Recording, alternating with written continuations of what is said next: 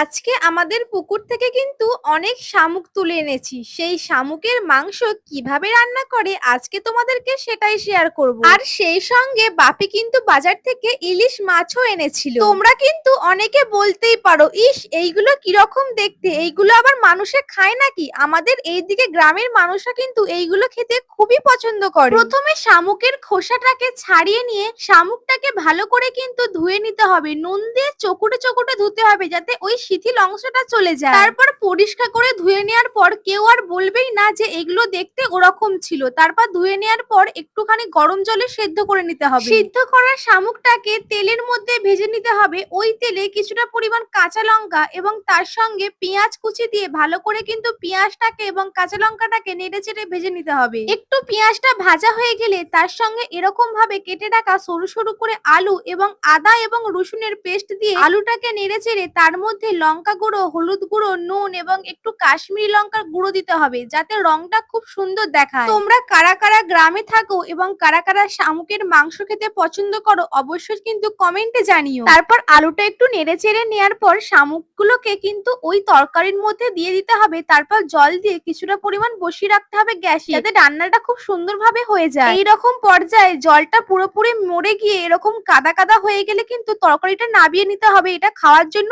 একদম রেডি শামুকের মাংস। এই রান্নাটা কিন্তু একটু ঝাল ঝাল খেতে হয় কারণ তরকারিটা একটু ঝাল না হলে কিন্তু খেতে একদমই ভালো লাগে না। শামুকের মাংস দিয়ে গরম ভাত খেতে কিন্তু দারুণ লাগে।